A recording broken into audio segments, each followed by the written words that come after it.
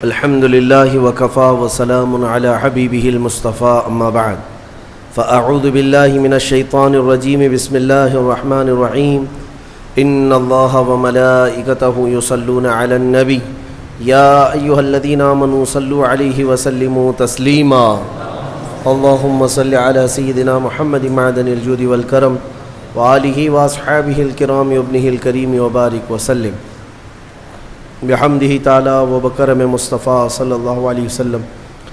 آج کی شب میں قرآن عظیم کے 7 پارے مکمل ہو چکے ہیں۔ اللہ عز و جل اسی طرح مکمل قرآن عظیم کو تجوید کے ساتھ تلاوت کرنے اور آپ سب کو سماعت کرنے کی توفیق عطا فرمائے۔ سورہ مائدہ اور سورہ انعام یہ دونوں آج تلاوت ہوئی ہیں۔ اس سے پہلے والی تفسیر میں نے عرض کیا تھا مائدہ کا مطلب دسترخوان۔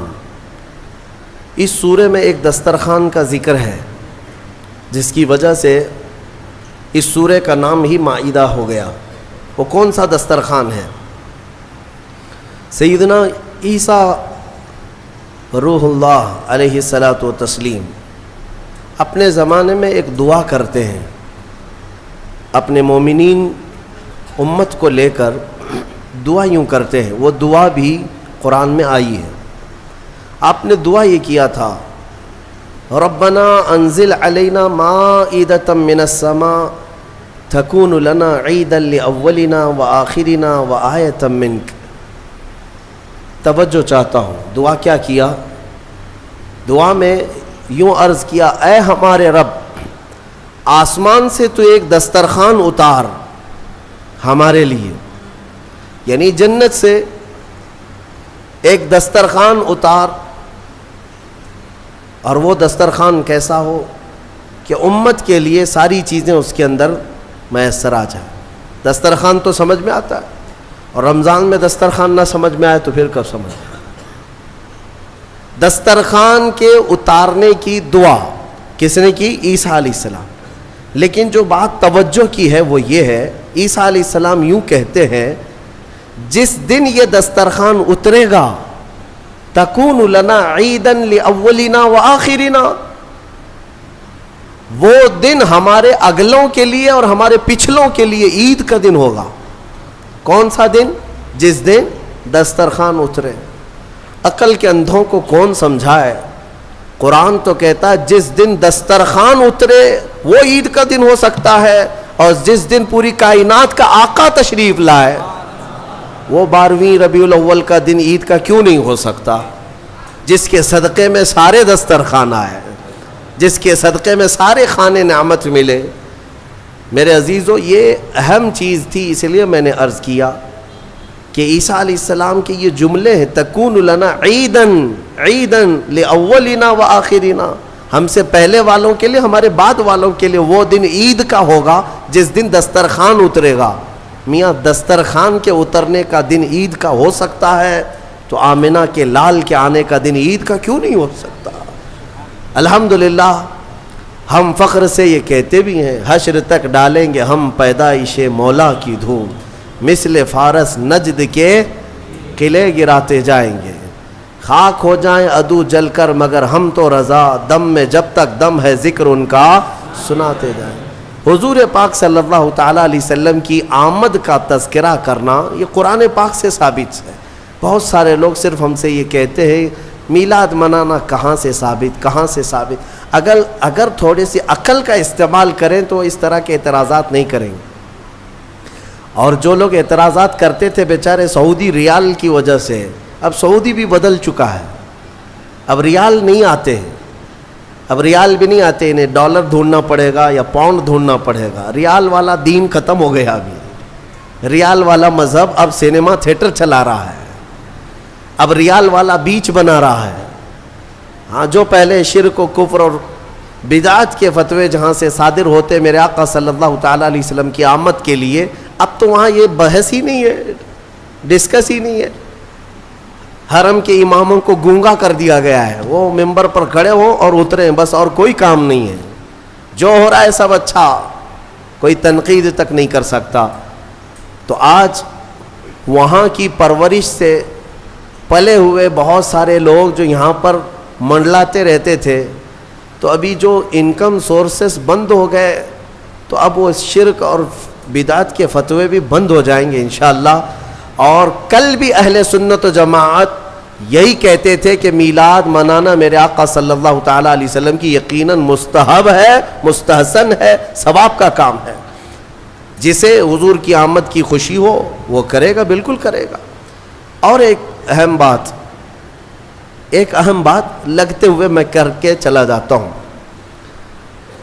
حضور پاک صلی اللہ تعالیٰ علیہ وسلم کا میلاد منانا اس لیے بھی ضروری ہے کہ جیسے آپ کو قرآن پاک میں پڑھ کر کے بتا دوں، اللہ تبارک و تعالیٰ نے اپنے رسول کو یہ کیوں کہا، قل انما انا بشر مثلکم یوحی الی، اے محبوب آپ فرما دیں میں تمہاری طرح بشر ہوں. یہ آیت 3 جگہ آئی قرآن پاک. حضور پاک صلی اللہ تعالیٰ علیہ وسلم سے کہا گیا آپ فرما دیں کہ میں تمہاری طرح بشر ہوں. کیوں؟ اور اتنا ٹکڑا لے کر کے بہت سارے وہ کہتے ہیں دیکھو رسول ہماری طرح کے بشر ہیں، رسول ہماری طرح کے بشر ہے. یہ کبھی کتے کو جا کر نہیں کہتے کہ دیکھ کتا تو بھی میری طرح ہے، تیری بھی ایک ناک ہے میری بھی ایک ہی ناک ہے، تیرے بھی 2 کان ہیں میرے بھی 2 کان ہیں.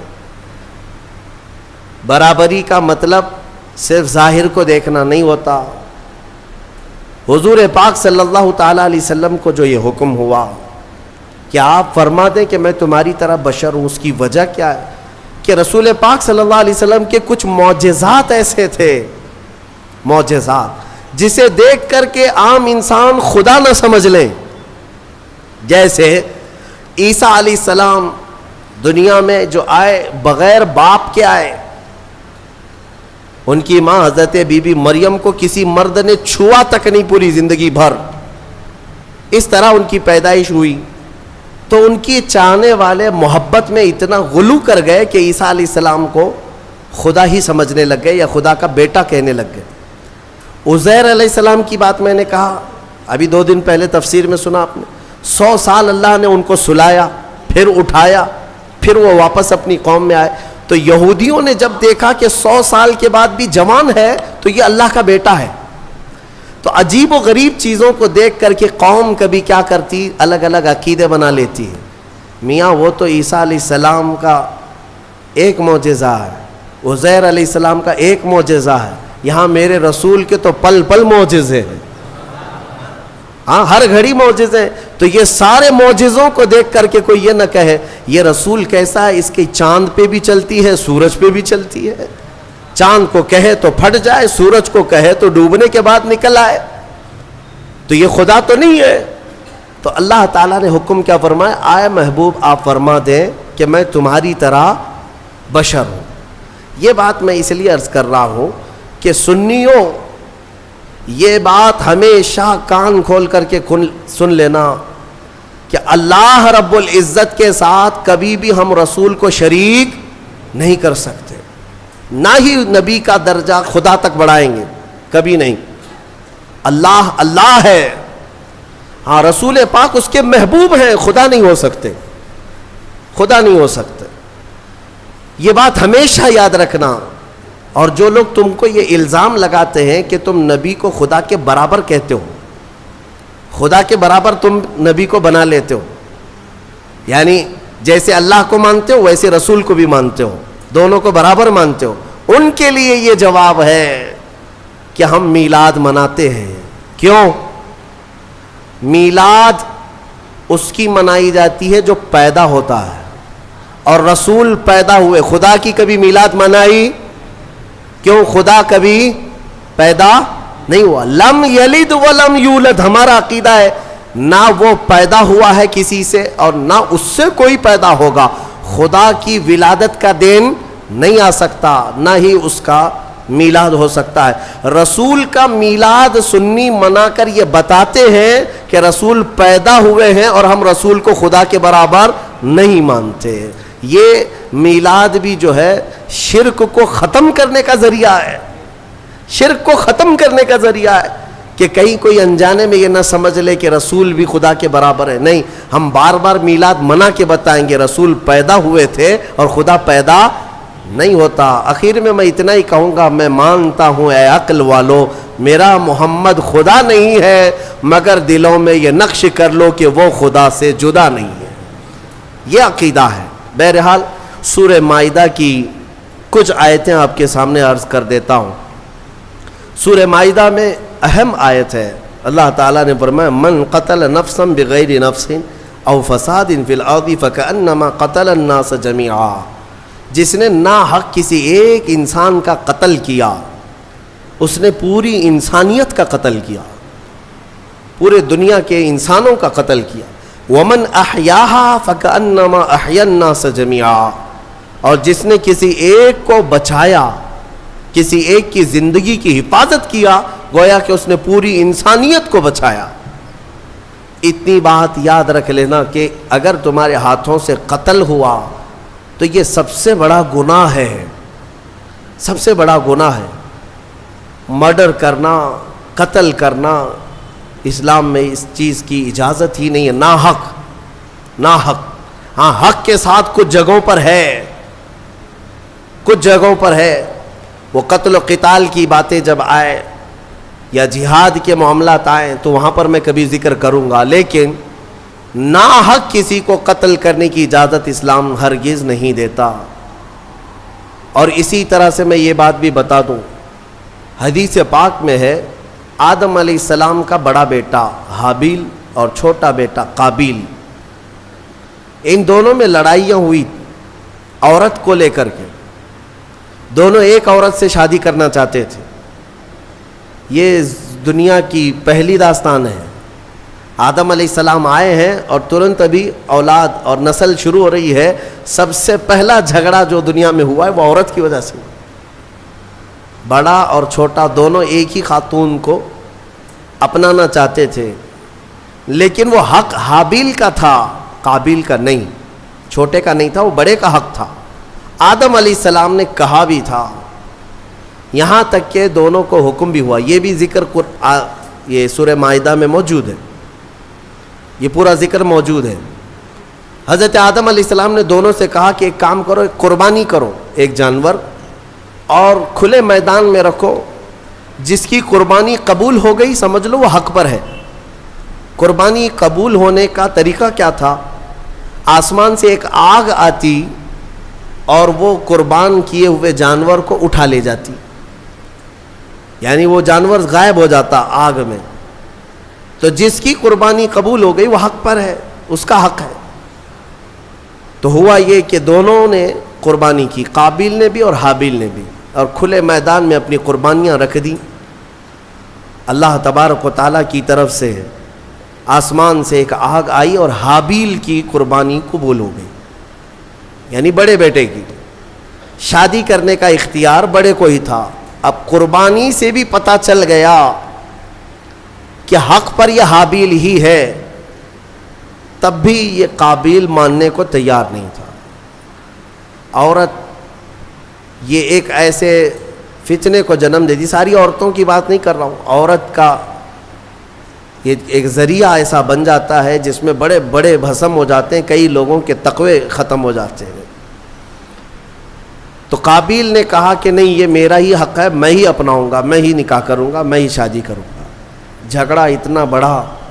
آدم علیہ السلام کچھ دنوں کے لیے باہر تھے تو ابلیس وہاں سے اپنی ڈیوٹی شروع کرتا ہے. سب سے پہلے انسانوں کو گمراہ کرنے کا جو اس نے شروعات کیا, قابیل کو آ کر کے اس نے طریقہ بتایا, ایک بڑا پتھر لے لے اور حابیل کے سر پہ مار دے, وہ مر جائے گا, ختم ہو جائے گا. اب تک کسی کی موت دنیا میں ہوئی نہیں ہے, نہ ہی مرڈر ہوا ہے, نہ قتل ہوا ہے, اور پتہ بھی نہیں کیسے قتل ہوتا ہے, کیسے مرتے ہیں, یہ بھی نہیں معلوم تھا. شیطان نے سب سے پہلے یہ طریقہ بتایا. تو قابیل نے ایک بہت بڑا پتھر اٹھایا اور اپنے بڑے بھائی حابیل کو, وہ ایک جگہ بیٹھا تھا, پیچھے سے جا کر سر پر دے مارا. پتھر کی چوٹ لگتے ہی وہ گر گیا اور وہیں انتقال کر گیا, موت ہو گئی حابیل کی. اب اس کو یہ تک نہیں معلوم تھا کہ مرے ہوئے کے ساتھ کرنا کیا ہے. قرآن کہتا ہے فَبَعَثَ اللَّهُ غُرَابًا يَبْحَثُ فِي الْأَرْضِ لِيُرِيَهُ كَيْفَ يُوَارِي سَوْءَةَ أَخِيهِ. اللہ نے کوے کو بھیجا. 2 کوے لڑتے لڑتے آئے اور ایک دوسرے کو ٹھونگ مار رہا تھا. مارتے مارتے ایک کوے نے دوسرے کو گرا دیا, دوسرا مر گیا. یہ قابیل بیٹھا دیکھ رہا تھا کووں کے جھگڑے کو, اور اپنے بھائی کو بھی دیکھ رہا تھا کہ وہ مری ہوئی ایک لاش ہے, کیا کیا جائے. تو کووں کو سامنے اس نے دیکھا, لڑتے لڑتے ایک کوا مر گیا. دوسرے نے کیا کیا, کوے نے جلدی سے اپنے پیروں سے تھوڑی سی مٹی ہٹائی زمین کی, اور دوسرے کوے کو گڑھے میں داخل کر دیا اور پھر اس پر مٹی پھیر دیا. یہ طریقہ دیکھ کر کے قابیل نے پھر اپنے بھائی کو دفن کرنے کا طریقہ سیکھا. قرآن کہتا ہے پھر اس نے اپنے بھائی کو دفن کیا. یہ سب سے پہلا قتل دنیا میں ہوا ہے, سب سے پہلا مرڈر ہوا ہے, اور سب سے پہلی موت. اب حدیث رسول میں تمہیں سنانا چاہتا ہوں. میرے آقا صلی اللہ تعالیٰ علیہ وسلم ارشاد فرماتے ہیں, قیامت تک جتنے بھی قتل ہوں گے, قتل کرنے والے کو تو گناہ ہے ہی, لیکن ہر قتل کا گناہ قابیل کو دیا جائے گا. ہر قتل کا گناہ قابیل کو ہوگا, کیونکہ دنیا میں سب سے پہلا گناہ قتل والا اس نے شروع کیا. اسی لیے اس سے ریلیٹڈ ایک حدیث پاک بھی میں آپ کے سامنے نظر کر دوں. رسول مختار صلی اللہ تعالیٰ علیہ وسلم ارشاد فرماتے, من سن سنتا حسنتا فلہ اجرہا واجر من عمل بہا. جس نے کوئی نیا طریقہ ایجاد کیا, اللہ تعالیٰ اس ایجاد کرنے کا ثواب بھی اسے دے گا, اور جتنے عمل کرتے رہیں گے ان سب کا بھی ثواب اسے دیا جائے گا. اور عمل کرنے والوں کے ثواب میں کوئی کمی نہیں ہوگی, ان کو سب کو ملتا رہے گا. لیکن جس نے شروع کیا اس کو بھی ملے گا, اس کو سب کے برابر ملے گا. وَمَنْ سَنَّ سُنَّةً سَيِّئَةً فَلَهُ وِزْرُهَا وَوِزْرُ مَنْ عَمِلَ بِهَا. اور میرے آقا صلی اللہ علیہ وسلم فرماتے ہیں, جس نے کوئی برا طریقہ اختیار کیا, ایجاد کیا, تو اس برا کرنے کا گناہ تو ہے ہی, لیکن اس کا دیکھا دیکھی جتنے لوگ گناہ کرتے جائیں گے ان سب کا گناہ بھی اس ایجاد کرنے والے کو دیا جائے گا. سوچو اے نوجوانوں, کئی لوگ ایسے ہیں جو نت نئے کام شروع کرتے ہیں اور اس کے بعد پورے نوجوان اس کی پیروی میں لگ جاتے ہیں. تم کیا سمجھتے ہو کہ آج تم بے ستر ہو کر کے گھومنے لگے, کپڑے پھاڑ کر کے ستر دکھا کر کے گھومنے لگے, تو تم تو یہ سوچتے ہو یہ فیشن ہے, لیکن تمہیں اندازہ نہیں کتنے بچے اس کی نقل کرتے ہیں. تمہیں دیکھ دیکھ کر کے جتنے بچے نقل کریں گے, جتنے حرام کرتے رہیں گے, ان سب کے حرام کا گناہ تمہارے سر پر آئے گا. شروعات تم نے کی ہے, شروعات جس گناہ کی بھی تم کرو گے اس کا گناہ بہت طویل ہے. اسی طرح سے کچھ لوگ ہنسی مذاق میں کچھ ایسے کاموں کی ابتدا کر جاتے ہیں جو ہمیشہ کے لیے لوگ اس کی تقلید کرتے رہتے ہیں اور اس کے پیچھے چلتے رہتے ہیں. یہ گناہ ہے, اور اس گناہ کا وبال اور اس کا پورا بوجھ شروع کرنے والے پر ہوتا رہے گا. اس لیے میرے عزیزوں, خدا را کبھی اپنی طرف سے کوئی ایسا برا کام مت ایجاد کرنا کہ جو کنٹینیو ہو جائے اور پھر تمہاری نقل کرتے کرتے ہزاروں نہیں لاکھوں لوگ اس گناہ میں مبتلا ہو جائے. ہو سکے تو کوئی ایسا نیک کام شروع کر کے جاؤ, کوئی ایک نیک کام شروع کر کے جاؤ کہ جتنے وہ کام کرتے جائیں گے وہ سب کا ثواب تمہیں ملتا رہے گا. ہم نے دیکھا ہے بزرگوں نے جو بھی کرنا شروع کیا تو کوئی نہ کوئی نیکی ہی ہمارے معاشرے میں ڈالی ہے, کوئی نہ کوئی نیکی ہی شروع کی ہے. آج پوری دنیا میں جہاں بھی جاتا ہوں دیکھتا ہوں, ہندوستان بھر کے ہر خطے میں, ہر علاقے میں چھوٹی چھوٹی گلیوں سے بھی بچے نکلتے ہیں, ہمیں دیکھتے ہیں تو لبیک یا رسول اللہ کہتے ہیں, لبیک یا رسول اللہ, لبیک یا رسول اللہ, یہ نعرہ لگاتے ہیں. اس نعرے کو دینے والا ایک مرد قلندر خادم حسین رضوی تھا. سب کو پتہ ہے, دنیا جانتی ہے, ایک نئے کام کی ابتدا کیا تھا اور وہ تو قبر میں سو رہا ہے. لاکھوں جو نعرہ لگاتے ہیں سب کا ثواب اس کی قبر میں پہنچتا رہے گا. ہو سکے تو کچھ ایسا کرو کہ جس سے تمہاری قبر میں اجر کا سلسلہ کنٹینیو ہو جائے. ایسا نہیں کہ گناہوں کی شروعات کر دیا. نعوذ باللہ من ذالک. کئی نوجوانوں کو ہم نے دیکھا کہ ان کو جو کچھ بھی ملا ہے, ارے بڑے پڑھے لکھے نوجوان, ان کی پوری راتیں, ان کا پورا دن ٹک ٹاک پہ گزرتا رہا ہے, مجرے کرنے میں. ننگے ہونے میں، نئے نئے نت نئے کام شروع کرنے میں. ایسے ایسے نوجوانوں کو دیکھا جو مخنث بننا پسند کر رہے، ہجڑا بننا پسند کرتے ہیں، صرف لوگوں کو ہنسانے کے لیے، دکھانے کے لیے. مرد عورتوں کا لباس پہن کر کے، عورتیں مردوں کا لباس پہن کر کے ناچ کر کے دکھائے. ہم نے پوچھا یہ کیا ہے، اس سے ہوتا کیا ہے؟ کہا بس منورنجن ہے. کہا پھر تیار رہو قبر میں سارے منورنجن کے لیے.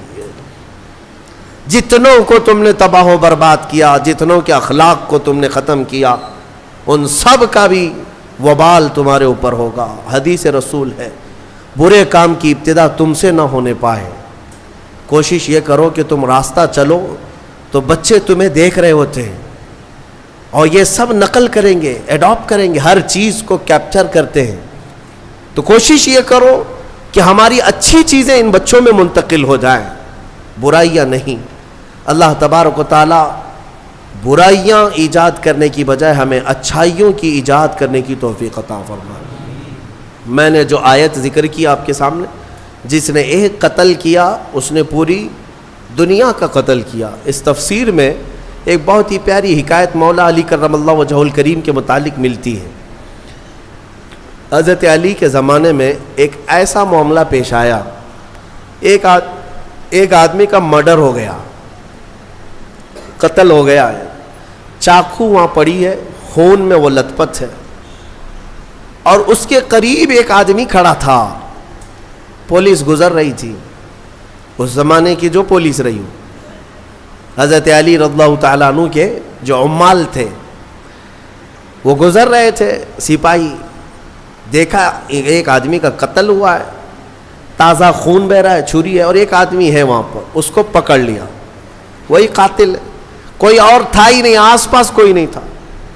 اس کو پکڑ لیا. وہ اس وقت اس لیے پکڑا کہ ظاہری حالات تو یہی بتا رہے تھے کہ وہ قاتل ہے. یہ اس زمانے کی بات ہے. یہاں تو ایسا ہے کہ دلی میں ہو جائے تو یہاں کرناٹک میں آ کے اٹھا لے جائیں گے. یہاں تو کوئی مسئلہ نہیں ہے کہ کہیں سے بھی کوئی بھی چاہے نشان نہ ملے اٹھایا جا سکتا ہے. لیکن اس وقت حالات ایسے تھے کہ قاتل جو ہے کوئی نظر نہیں آیا سوائے اس ایک آدمی کے. اس کو پکڑ کر لایا گیا حضرت علی کرم اللہ وجہہ الکریم کی بارگاہ میں. تو پھر وہاں پر فیصلے میں ثابت ہو گیا کہ اسی نے قتل کیا، کیونکہ سپاہی جو تھے وہ گواہی دے رہے تھے کہ ہم نے اس کو دیکھا ہے، رنگے ہاتھوں پکڑا ہے، اس کے جسم پر خون کے دھبے بھی تھے، اور کون ہوگا. تو بہرحال حضرت علی نے فیصلہ سنایا کہ قاتل ہے، اس کی سزا قتل ہے، قصاص میں قتل ہوگا. اب اس کو پھانسی پر چڑھایا جا رہا تھا. تھوڑی دیر گزری تھی کہ عدالت میں ایک شخص دوڑتا دوڑتا آیا، اور آیا اس نے کہا کہ امیر المومنین وہ شخص ناحق مارا جا رہا ہے، وہ پھانسی پر چڑھ رہا ہے ناحق، وہ قاتل نہیں ہے، آپ اسے چھوڑ دیں، آزاد کر دیں. حضرت علی نے پوچھا پھر قاتل کون ہے؟ اس نے کہا میں ہوں، میں نے قتل کیا، لیکن میں وہاں سے ایسے غائب ہو گیا تھا کہ یہ شخص موجود تھا، اس نے چھری بھی اٹھائی اور اس کے ہاتھ پیر خون سے لال بھی تھے، لیکن اصل میں مجرم ہوں، اسے چھوڑ دیں. مجھے اس پر ترس آ گیا کہ ناحق وہ مارا جا رہا ہے، اس لیے میں حاضر ہو گیا، اسے چھوڑ دیں. حضرت علی نے اسے چھوڑ دیا. اب جو اصلی قاتل تھا اسے پکڑا گیا، اس کو لایا گیا. اب ظاہر سی بات ہے اب یہ اقبالی مجرم ہے، اقراری مجرم ہے. تو اس کو جب سزا سنائی جا رہی تھی تو حضرت امام حسن رضی اللہ تعالیٰ حضرت علی کے صاحبزادے، عمر اس وقت جو بھی رہی وہ جوان تھے، آئے دربار میں، کہا کہ امیر المومنین اس شخص کو بھی آزاد کر دیجیے، اس شخص کو بھی آزاد کر دیجیے، آپ معاف کر دیجیے. کہا کیسے، ایک قاتل کو کیسے آزاد کیا جا سکتا ہے؟ تب حضرت امام حسن نے اسی آیت سے استدلال کیا، دلیل میں یہ آیت پیش کیا. ابا جان کیا ہم نے قرآن میں یہ نہیں پڑھا؟ اللہ تعالیٰ فرماتا ہے جس نے کسی ایک کا قتل کیا گویا کہ اس نے پوری انسانیت کا قتل کیا، تو قاتل کو سزا تو ہونی ہے. لیکن آگے رب نے یہ بھی فرمایا جس نے کسی ایک کو بچایا اس نے پوری انسانیت کو بچایا. اس ایک بندے نے ناحق مرنے والے کو بچا لیا. آپ کے ہاتھوں وہ پھانسی پر چڑھ جاتا, ناحق مرتا, اس کو اس نے بچایا. اس بچانے کی وجہ سے اس کو آپ آزاد کرتے. فیصلے میں اس شخص کو آزاد کیا گیا. میرے عزیزو, یہ آیت کریمہ سے میں یہ بتانا چاہوں گا کہ الحمدللہ اسلام نہ کبھی آتنک, نہ دہشت, نہ ٹیرر جیسے الفاظ کا اپیوگ کرتا ہے, استعمال کرتا ہے, اور نہ ہی ہم نے کبھی اپنی ڈکشنریوں میں اس کو دیکھا ہے. قتل اور ڈرانا دھمکانا یہ دنیا کے حصے میں ہے, اسلام کے دامن میں نہیں ہے. الحمدللہ یہ ہو کیا رہا ہے, ہمارے لوگ پڑھے لکھے کم ہیں اور جو میڈیا بتا دے اس کو آمنا صدقنا کر جاتے ہیں. ہاں صبح سے شام تک یہ بھونک رہے ہیں صحیح ہوگا, دیکھ کر کے کچھ لوگوں کو ایسا لگنے لگا ہے کہ ہاں یہ صحیح ہوگا. ان کا کام یہ ہے کہ ایک جھوٹ کو 100 بار بولتے جائیں. میاں یہ میڈیا کب بکرے کو کتا بنائے اور کب کتے کو بلی بنائے تمہیں کچھ نہیں پتا چلے گا, تم تو مانتے رہ جاؤ گے. آپ نے سنا ہوگا نا, ایک شخص بازار سے بکرا خریدا, 3 لوگوں نے طے کر لیا تھا کہ اس کو ہڑپنا ہے, لیکن پلاننگ کیسے کی تھی؟ 4 لوگ تھے, یہ چاروں ٹھگیوں نے برابر فاصلے پہ راستے میں کھڑے ہو گئے. بکرا خریدا ہے بیچارہ بھولا آدمی, لے جا رہا ہے گھر پہ. پہلا والا اس سے کہتا میاں کتا کتنے کا خریدے؟ جھگڑنے لگ گیا کہ بیوقوف ہے, کتا لگ رہا ہے تجھ کو, یہ بکرا ہے, مارکیٹ سے ابھی خرید لایا ہوں, آنکھیں ہیں, یہ کیا ہے تیری؟ بہت جھگڑا کیا. بہرحال پہلا والا تو چلا گیا. آگے وہ چلا, تھوڑی دیر کے بعد راستے میں دوسرا والا تھا, وہ بھی انجان بن کے کھڑا تھا. گزرتے اس نے کہا میاں کتا تو بڑا اچھا ہے تمہارا. سیم ورڈ, سیم وہی بات کہا. تو پھر اس کو غصہ آیا کہ بھائی یہ کتا کیوں کہہ رہے ہو, بکرا ہے. لیکن دل میں تھوڑا سا ہونے لگا, پہلا والا بھی بولا, یہ دوسرا والا بھی بولا. اس کے بعد پھر اس سے بھی تھوڑا تو جھگڑا ہوا, آگے بڑھا. تیسرا بھی برابر پوائنٹ پہ کھڑا تھا. ایک دوسرے کی کوئی شکل ملتی جلتی نہیں ہے, لباس نہیں ہے, راستہ الگ ہے. تیسرا بھی ملا اور کہا میاں کتا کتنے کا خریدے؟ بہت اچھا کتا ہے. اب اس کا شک بڑھ گیا, میری آنکھیں تو کہیں اندھی نہیں ہیں, میں بکرا لایا تھا کہ کتا لایا؟ وہ ٹٹول کر کے دیکھنے لگا, کہیں دھوکہ مجھے تو نہیں ہو رہا ہے. ایسا کیسے ہو سکتا ہے کہ 3 لوگ, وہ بھی راستے میں الگ الگ, سب کتا ہی بول رہے ہیں, بکرا نہیں کہہ رہے. اس کو بہت دل میں یہ ملال ہونے لگا کہ مجھے میری آنکھوں میں کچھ ہو گیا ہے. آگے گھر قریب تھا کہ چوتھے نے آخری کیل ٹھونک دی. چوتھے نے کہا میاں کتا تو بہت اچھا ہے آپ کا, کتنے کا کتا خریدے؟ اب بیچارہ وہ بکرا چھوڑ کر بھاگا. نہیں مجھ سے ہی غلطی ہوئی ہے, ایک آدمی بولتا, 2 بولتے, یہ 4 لوگ اس کو کتا ہی بول رہے ہیں. یہ بکرا نہیں ہے, کتا ہے. یہ ساری میڈیا اسی طرح کتا بنا رہے ہیں, اسی طرح کتا بنا رہے ہیں. تمہارے پاس بکرا ہے, لیکن بار بار جب کتا کتا کہا جاتا ہے تو لگنے لگتا ہے کہ کہیں ایسا تو نہیں ہے کہ میرے پاس بکرا نہیں ہے. میرے عزیزو ایک بات یاد رکھنا, یہ دن میں 100 مرتبہ تسبیح پڑھیں تمہارے لیے, تمہارے خلاف, تب بھی قرآن کہتا ہے کہ ایمان والے استقامت والے ہوتے ہیں. استقامت, ہاں ان پر تو بجلیاں گرے کہ پہاڑ گرے, یہ ٹس سے مس نہیں ہوگا. بلکہ مومن کا عقیدہ یہ ہے کہ اللہ ایک ہے, محمد سچے رسول ہیں, اور اسلام پر اس کا کوئی شک نہ ہو. تو بہرحال میں جو بات عرض کر رہا تھا وہ یہ ہے کہ قتل کے معاملات کو لے کر جو پروپیگنڈا پھیلایا جاتا ہے, اگر میں آنکڑے رکھوں نا, تعداد رکھوں, تو حیرت میں آنکھیں پھٹی رہ جائیں گی. حضور پاک صلی اللہ تعالیٰ علیہ وسلم کے کل جو غزوات ہوئے ہیں نا, جنگیں 17 ہیں. حضور نے 10 سال میں کتنی جنگوں میں شرکت کی؟ 17. اور پورے ٹوٹل 17 جنگوں میں کتنے لوگ مرے تھے؟ کتنے لوگ پورے ٹوٹل 17 جنگوں میں, 17 غزوات میں جو مخالف پارٹی کے لوگ مرے ہیں, ان کی کل تعداد 248. ٹوٹل کتنی؟ 250 کے قریب 10 سال کے اندر مرے ہیں. 10 سال کے 250 پوری کاؤنٹ کریں گے.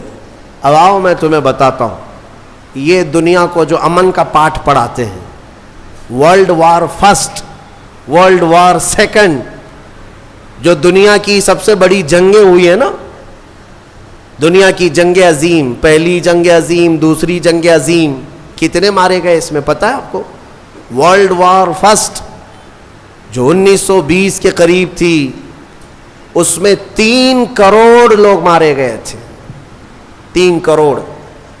اور ورلڈ وار سیکنڈ میں 5 کروڑ لوگ اتنے مارے گئے ہیں, اور یہاں 250. اور اسلام پھر بھی قتل والا ہے. انہوں نے لاشوں کے انبار لگا دیے ہیں پوری دنیا میں.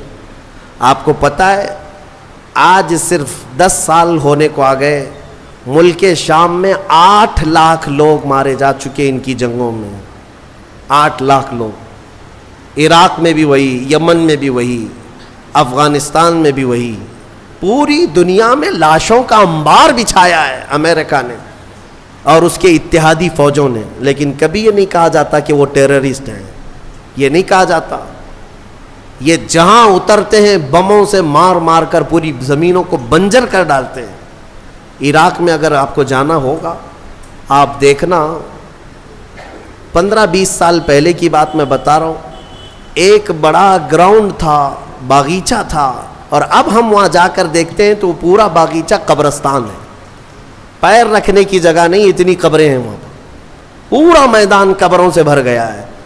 نئے نئے میدان تو انہوں نے قبرستان میں بدل دیے. اے مسلمانوں ذرا مطالعہ کرو, دنیا یہی ٹھگی بنا رہی, یہ ٹھگی ہے.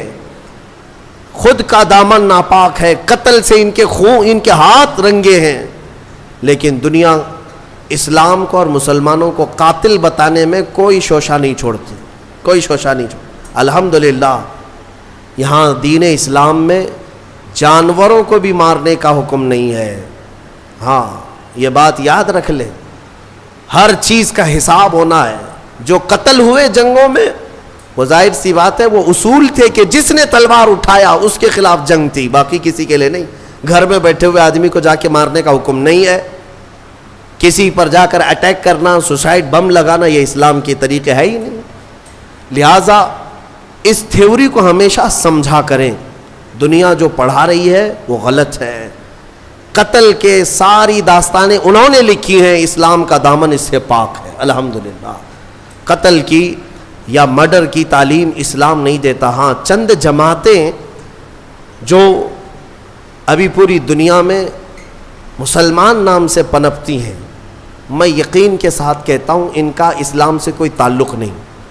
چاہے وہ IS ہو یا پھر لشکر یا کوئی دوسری تنظیمیں جو ناحق مسلمانوں کا خون بہاتی ہیں یا ناحق کسی پر اٹیک کرتی ہیں, اسلام کا یہ طریقہ کار ہے ہی نہیں. اور یہ حقیقت میں انہی کے پالے ہوئے لوگ ہیں, انہی کے پالے ہوئے لوگ. ہم نے عراق میں سنا بھی ہے, معلوم بھی کیا ہے, یہ آئے کہاں سے تھے. یہ IS اور داعش, یہ سب کے سب انہی یہودیوں اور امریکہ کے پیدا کیے ہوئی جماعتیں تھیں. ان کو سپورٹ وہیں سے تھا. باقی ایک بات میں آپ کو بتا دیتا ہوں, ایک عیسائی پادری گزر رہا تھا اپنی 2 بیٹیوں کے ساتھ کار میں. توجہ چاہتا ہوں, بہت اہم بات ہے. وہ کار میں جا رہا تھا اور کچھ گن لے کر کے کھڑے تھے, گن لے کر کے, بڑی بڑی داڑیاں تھی, اسلامی لباس تھا, اور وہ جس کو دیکھو اس کو مار رہے تھے راستے میں. بیچ راستے میں اس عیسائی پادری کو بھی روک دیا انہوں نے. 2 بیٹیاں بھی تھی اس کے ساتھ. اتارا, کہا کہ تو مسلمان ہے یا غیر مسلم ہے. اس نے کہا میں مسلم ہوں. اس نے کہا میں مسلم ہوں. کہا تو پھر قرآن پڑھ کے دکھا. تو اس نے پڑھنا شروع کیا, بائبل پڑھا اس نے, عربی میں جو بائبل تھی وہ پڑھا. پڑھنے کے بعد انہوں نے کہا ٹھیک ہے جاؤ, تمہارا راستہ ٹھیک ہے, کلیئر ہے. وہ آگے چل پڑا. اس کی بیٹیاں پوچھنے لگی بابا آپ کو تو قرآن آتا نہیں, آپ تو بائبل پڑھے اس کے سامنے. اس عیسائی نے کہا بیٹا میرا یقین ہے قرآن کا پڑھا ہوا اگر ہوتا تو ایسا ظالم کبھی نہیں ہوتا. اس کو قرآن آتا ہی نہیں, مجھے یقین تھا. اور قرآن اگر آتا تو ایسا ظالم نہیں بنتا کہ راستے میں کھڑے ہو کر ناحق لوگوں کا قتل کر رہا ہوتا۔ یہ عیسائیوں کا بھی یقین ہے کہ قرآن کا سمجھنے والا کبھی قاتل نہیں ہوتا، ظالم نہیں ہوتا۔ اللہ تبارک و تعالیٰ اس ظلم کی دنیا سے ہمیں آزاد فرمائے۔ آخر میں سورہ انعام کی ایک آیت ذکر کر کے میں اپنی گفتگو کو سمیٹتا ہوں۔ اللہ تعالیٰ نے قرآن میں فرمایا، سورہ انعام میں بڑی حوصلہ افزا آیت ہے، وَمَا مِن دَابَّةٍ فِي الْأَرْضِ وَلَا طَائِرٍ يَطِيرُ بِجَنَاحِهِ۔ اللہ تعالیٰ نے فرمایا إِلَّا أُمَمٌ أَمْثَالُكُمْ مَا فَرَّطْنَا فِي الْكِتَابِ مِن شَيْءٍ ثُمَّ إِلَىٰ رَبِّهِمْ تُحْشَرُونَ۔ مَا فَرَّطْنَا فِي الْكِتَابِ مِن شَيْءٍ، اللہ تبارک و تعالیٰ فرماتا ہے پوری زمین میں کوئی رینگنے والا جانور ایسا نہیں، یا آسمان میں اڑنے والا کوئی پرندہ ایسا نہیں کہ ان کی اللہ نے جماعت کی جماعتیں نہ بنائی ہو، اور سب کا رزق اللہ نے اپنے ذمے لیا ہے، اور تم سب کو اللہ کے حضور لوٹایا جائے گا، سب کو اللہ کی طرف لوٹایا جانا ہے۔ اب رزق کا جو معاملہ ہے اس کو میں کہتا ہوں، سوراخ میں رہنے والی چونٹیوں کو بھی اللہ تعالیٰ رزق پہنچاتا ہے، آسمان میں اڑنے والے پرندوں کو بھی اللہ رزق پہنچاتا ہے۔ بعض جاہل جو ہے رمضان سے پہلے اس طرح کی باتیں کرتے ہیں، ان کا اسلام سے تعلق نہیں یا پڑھے لکھے نہیں ہیں۔ وہ کہتے ہیں کہ رمضان میں لوڈ شیڈنگ ہوتی ہے۔ لوڈ شیڈنگ کا مطلب خزانے میں بچت کے لیے مسلمانوں کو بھوکا رکھا جاتا ہے کہ صبح بھی مت کھاؤ، دوپہر میں بھی مت کھاؤ، شام تک بھوکے رہو تاکہ اللہ کے رزق کے خزانے میں تھوڑی بچت ہو جائے۔ ظالموں، تمہیں کیا پتا کہ رب تبارک و تعالیٰ کے رزق کے خزانے کتنے وسیع ہیں؟ تمہیں پتا ہے؟ اس کے لیے ایک مثال میں دے دیتا ہوں۔ سلیمان علیہ السلام کو اللہ نے پوری دنیا کی بادشاہت دی تھی، ہواؤں کو بھی اللہ نے ان کے تابع بنایا تھا۔ ایک دن حضرت سلیمان علیہ السلام نے اللہ کی بارگاہ میں یوں عرض کیا کہ مولا، ایک دن میں تیری ساری مخلوق کی دعوت کرنا چاہتا ہوں، اپنی طرف سے ساری مخلوق تیری جتنے بھی ہیں سب کو میں ایک دن کھلانا چاہتا ہوں۔ اس میں پرندے بھی، کیڑے بھی، جانور بھی، جنات بھی، مچھلیاں بھی، انسان بھی، ساری مخلوق جو جو کھاتے ہیں سب کو ایک دن میری طرف سے دعوت۔ اللہ تعالیٰ نے فرمایا ٹھیک ہے سلیمان تم کھلاؤ۔ اب سنو، حضرت سلیمان علیہ السلام سمندر کے کنارے بہت بڑی زمین، جہاں تک نظر ڈالو خالی زمین تھی، اس کو منتخب کیا اور 1 مہینے سے وہاں تیاری شروع ہو گئی۔ ہر طرح کے کھانے وہاں پر جمع کیے جانے لگے، اناج سب کے الگ الگ، پرندوں کے الگ، جانوروں کے الگ، جنات کے الگ، مچھلیوں کے الگ، جس کا جو رزق چلتا تھا دنیا میں جتنے لوگ ہیں سب کی دعوت تھی ایک دن، اور پکایا بھی جا رہا تھا۔